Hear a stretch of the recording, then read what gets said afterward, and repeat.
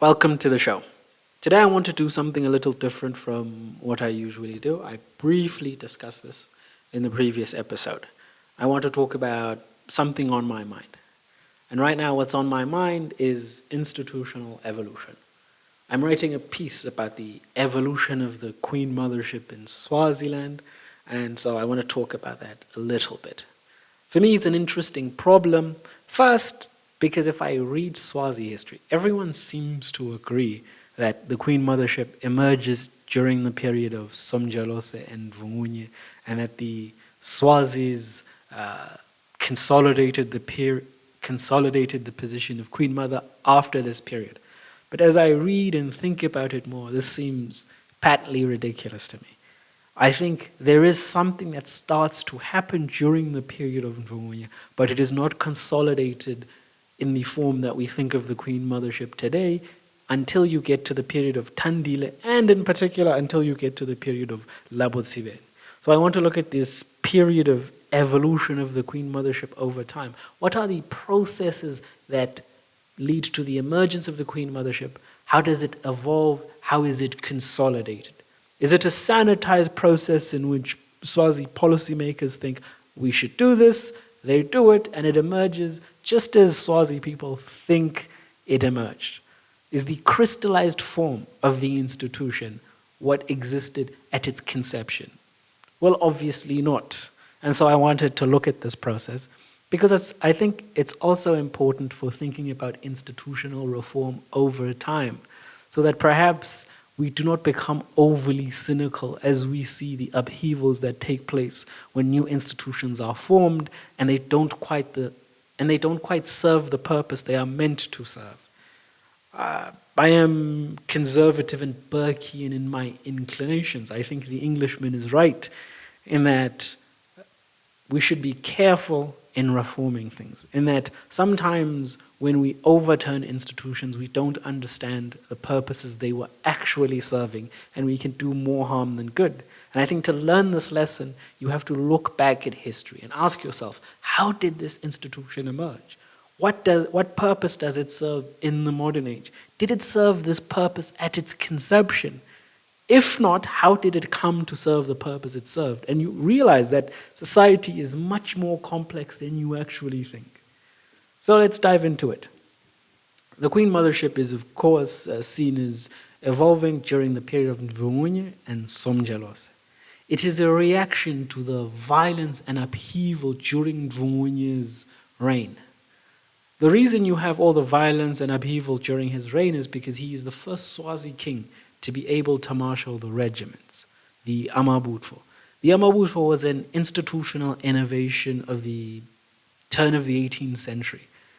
The Southeastern African kings co-opted an old institution, which are the age-set circumcision groups, for new ends, which was marshalling regiments loyal to the king and who saw their promotion and success through serving him. You had this institution where, for example, the chief's son, when he was coming of age, he had to get circumcised because the period the transition going from boyhood to manhood was seen to be ushered in through the circumcision process. And usually the boys would get circumcised together and they would form a distinct group in society. They would identify with each other. There'd be a strong esprit de corps. The chiefs were then able to seize on these groups, marshal them to their aid, and then give them rewards. And these groups consolidated and crystallized into what we think of as regiments or the Amabutfo. There's lots of contention about this, and we don't really have slam dunk evidence for it, but this seems to be the case. This is happening again. And now, as this happens, you have the transition of Nguni and Soto society from a feudal system to an absolutist system. I'm stealing this a little bit from a PhD I'm reading. I can't remember the man's name, but his surname is Slater. And I think his framework is a good intellectual tool to conceive and conceptualize the problems that this would have caused, but also the process that was taking place. So you have a more centralized state during Mvungunye's reign. All of a sudden, Mvungunye doesn't need, for example, a consensus to go to war. Before, I'll use the example actually of the Tembe that I mentioned in the previous episode. I mentioned how the Tembe formed an alliance with the Mfumo. This alliance went north and started raiding and fighting. But of course, for the king of the Tembe to form this alliance and for him to call up men, he would have needed the acquiescence at the very least, but usually the collusion and agreement of the chief of the Mfumo. So he did not marshal the Mfumo on his own, but he had the chief of the Mfumo as the mediator of that process. Had the king of Mfumo not wanted to do this, he need not have necessarily have said no to the king of the Tembe. He simply would have refused to call up his men, or he moves away. And so there was this indirect process of not necessarily rebellion, but disagreement. And this was enshrined in most societies in southeastern Africa. We still see the vestiges of this today.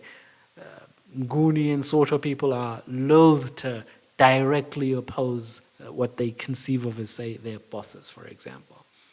But during Ndvungunya's reign, you now have a centralized system where the king no longer has a need for this mediatory instrument to marshal men. And so now the methods of social opposition no longer match the instruments of state power. And so what were the people to do if they were sought to oppose their king, but this was an indirect society, or rather a society that looked at the indirect means of opposition as the norm? They had yet to evolve the institutions of opposition, you see. And so what actually ends up happening is the Swazis, who are at the time both Soto and Nguni, this is particularly important because the Soto were less centralized than the Nguni in general. So if you look at Zulu society, they also go through a great process of centralization, but it causes less upheavals because the Nguni were naturally a little more centralized than the Soto. Whereas the Swazis were a mixture of both Soto and Nguni. And so they felt this centralization process as an even greater violation or trauma than normal Nguni societies. So what ends up happening in this process is these people end up channeling their opposition through an old instrument, just as the kings channeled state power through by co-opting the age set and transforming them into regiments.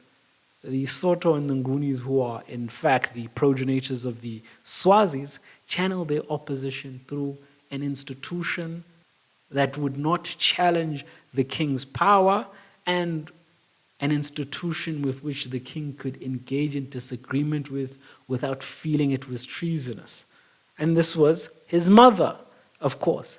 Nevertheless, it's important for us to realize that at her death, Somjelose Simelane did not enjoy the scope of power that somebody like, say, Labotsipeni enjoyed. If you had gone back and asked, for example, Sopoza, is Somjalosa your equal? I doubt you would have gotten an affirmative answer. So what actually happens is, as Tandile Ndwandwe comes into her own, she comes with the legitimacy of being the daughter of Zwide Galala. This is important because Zwide, along with Dingiswayo, was the primus inter pares of southeastern Africa. He was one of the innovators of the regiment system. But even more important than this in my conception of things is that the Ndwandwe were the innovators of the Ingwala, and the Swazis borrowed much of their understanding of the Ingwala from the Ndwandwe. So that when Tandile comes into Swaziland, she brings a number of innovations. She will bring administrative innovations and ideological innovations. So it is under her that we see the expansion of the pageantry of the Ingwala.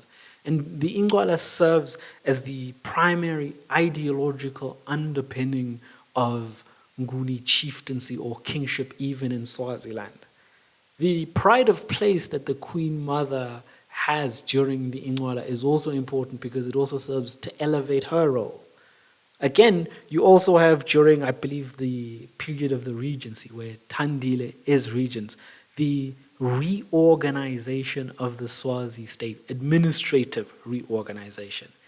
This administrative reorganization will see the Queen Mother, for the first time ever, have her own regiments loyal to her, And she reorganizes in such a way as to create a configuration in which it is the king and the queen mother who are the primary figures or the executive figures.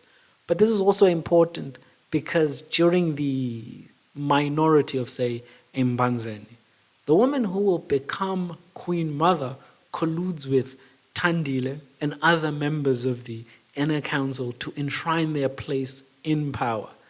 This works out well because the queen mothers have the incentives to see the king elevated to their throne, even as they serve to consolidate their power. And then under Labosibeni, you have what is basically an interregnum at the point in which the political independence and really existence of the Swazi state faces dissolution. And so what the Swazis do is they not only elevate Labosibeni to the Queen Mothership, they communicate to the Boers and the English that the Queen Mother is an equal executive in the state. And even from a purely selfish point of view, this makes sense. The king is too young to act decisively to save the state, so you want an executive who can do the same thing. So even if the Queen Mother did not enjoy prior to the Swazi state's collision with the British and the Boers, the Queen Mother did not enjoy the same prerogatives. You want to communicate that in fact she did, so as to ensure that there is someone who has executive authority in Swaziland and who can safeguard the state. And this is sort of how I see the institutional evolution of Swazi, the institutional evolution of the Queen Mothership taking place throughout this period. And I think from the period of Labosibeni, you have the consolidation and the crystallization of the institution of the Queen Mothership as we think of it today. And so this isn't a sanitized process. It's the result of reacting to outsiders. It's the result of having someone of Tandile Ndwandwe's particular, shall we say, virtue and her particular parentage. Also, you have the reaction to the Amabutfo system. But this isn't all of it. I was also puzzled, and maybe not quite puzzled, but disappointed by the evolution of the Queen Mothership as you move through the 20th century. Because the Queen Mothership enjoys its executive function within a society that doesn't have a state bureaucracy. So much of the Queen Mothership is ideological and based on sort of support from the regiments. But with the emergence of modern bureaucracy, it loses most of its substantive powers. And so I was a little disappointed because I thought, I'm in the age of the infantilization of the institution. But then I thought about it and I realized, while the Queen Mothership served the purposes it served previously, now it serves an equally important purpose. It is the instrument that assures the succession in Swaziland. Of all the different kingships in southeastern Africa, you will be surprised to realize that Swaziland never has a successful usurpation. That's because the Queen Mothership organizes and aligns incentives in such a way as to ensure that the person who has executive authority but isn't the king is incentivized to see the rightful king elevated because, of course, it is the Queen Mother's son. And so it has created a kind of stability in Swaziland you don't see in southeastern Africa. It might have lost its administrative role and the potent ideological power it had before, but I think it serves an even more important role by stabilizing succession. And this is a perennial problem in Africa in general. So these are my thoughts on the institution of the Queen Mothership. In the next episode, we'll go back to the usual series, but for today I just wanted to share that brief thought. It's still in Kuwait. I'm working on my piece, but these are my thoughts as they are evolving in time. I could rethink things, or maybe I could discover something that makes me change my mind. But for now, that's it. Thank you.